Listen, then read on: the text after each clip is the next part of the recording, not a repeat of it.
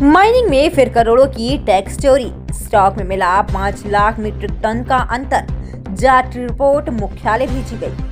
यमुनानगर के गुमथला एरिया में चल रहे खनन में गड़बड़ी पकड़ी गई। टीम को माइनिंग स्टॉक में भारी अंतर मिला है। माइनिंग विभाग के यमुनानगर के अलावा अलग अलग कई जिलों के अधिकारी जब यमुनानगर पहुंचे तो अवैध माइनिंग करने वालों में हड़कंप मच गया। यहां टीम कई घंटे तक रही। इस दौरान मौके पर मौजूद मटेरियल चेक किया गया तो उसमें भारी अंतर पाया गया। उपमंडल अधिकारी नरेंद्र कुमार का कहना है कि इस मामले में पोर्टल पर दर्ज सामग्री और मौके पर सामग्री में भारी अंतर पाया गया है। उन्होंने बताया कि पोर्टल पर दर्ज रिपोर्ट मुताबिक 7 लाख मीट्रिक टन सामग्री मौके पर होनी चाहिए थी, जबकि मौके पर मात्र 2,42,000 मीट्रिक टन सामग्री ही पाई गई। इस मामले में माइनिंग विभाग के अधिकारियों द्वारा एक विस्तृत जांच रिपोर्ट तैयार करके मुख्यालय को भेजी गई है। अब मुख्यालय की तरफ से बाकी कार्यवाही की जाएगी। वास्तव में जहां स्टॉक पड़ा हुआ है वहां से लगातार माल उठाया जा रहा है। हालांकि उस पर स्टे है, माल नहीं उठाया जा सकता। इसके बावजूद अवैध तरीके से माल उठाया गया, जिससे सरकार को भी टैक्स की चोरी हुई, करोड़ का नुकसान हुआ। अब इस सारे मामले में जांच शुरू की गई है। रिपोर्ट मुख्यालय भेजी गई है, देखना होगा इस पर क्या कार्यवाही होती है। देखिए, माइनिंग डिपार्टमेंट के हेड ऑफिस की तरफ से एक ज्वाइंट टीम बनाई गई थी जिसमें विभिन्न डिस्ट्रिक्ट्स के ऑफिसर्स को शामिल किया गया था। इसमें कुरुक्षेत्र, सोनीपत और जो हमारे यमुनानगर की लोकल टीम थी उनके साथ मिलकर एक ज्वाइंट विजिट किया गया। इसमें शिकायत ये थी कि जो B17 गुमथला की माइनिंग साइट है उसका जो टेन्योर है वो ख़त्म हो चुका है और उसके बाद भी वो अपनी माइनिंग एक्टिविटी वो जारी की हुई है। तो इस संदर्भ में ज्वाइंट टीम ने विजिट किया। तो इसमें सबसे एक बड़ा पहलू तो ये है कि इसमें मामले में एक सिविल कोर्ट चल रहा है। सिविल कोर्ट में एक मामला विचाराधीन है।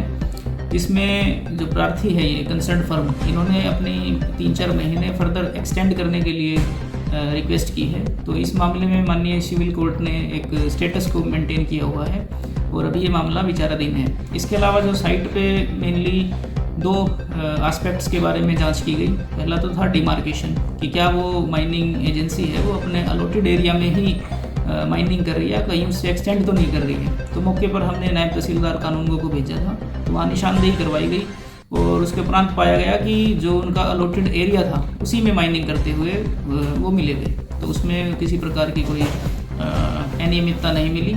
दूसरा एक मेजर एस्पेक्ट जो हमने चेक करवाया था वो था स्टॉक के रिगार्डिंग। तो इस फर्म की लगभग 3 जगह पे अपने स्टॉक्स थे और जो रेत का स्टॉक था वो जो पोर्टल पे जो वैल्यू डेटा था और जो एक्चुअली साइट पे हमें मिला उसमें बहुत ज़्यादा वेरिएशन मिली।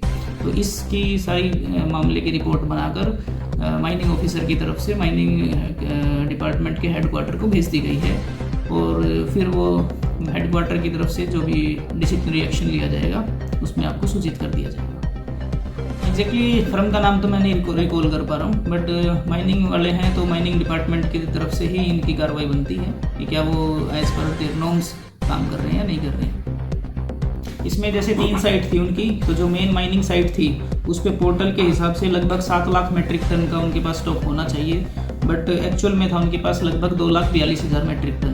तो यहाँ पे शॉर्टफॉल मिला। दूसरी जो और अन्य साइट थी उसमें 3,69,000 मेट्रिक टन स्टॉक होना चाहिए था पोर्टल के हिसाब से, बट जो एक्चुअल मिला वो मिला हमें 2,08,000 मेट्रिक टन। तीसरी जो साइट थी उसमें 2,36,000 मेट्रिक टन के आसपास उनका पोर्टल के अनुसार होना चाहिए स्टॉक, बट जो साइट पे था वो था लगभग उनका 17,600 MT। तो स्टॉक में काफ़ी वेरिएशन मिली है हमें। माइनिंग ऑफिसर की तरफ से कल ही उनके हेडक्वार्टर में रिपोर्ट भेज दी है और उनके दिशा निर्देशानुसार जो भी इन पर कार्रवाई बनती है, GST चोरी की या कोई पेनल्टी या कोई फाइन लगता है वो इनसे लिया जाएगा।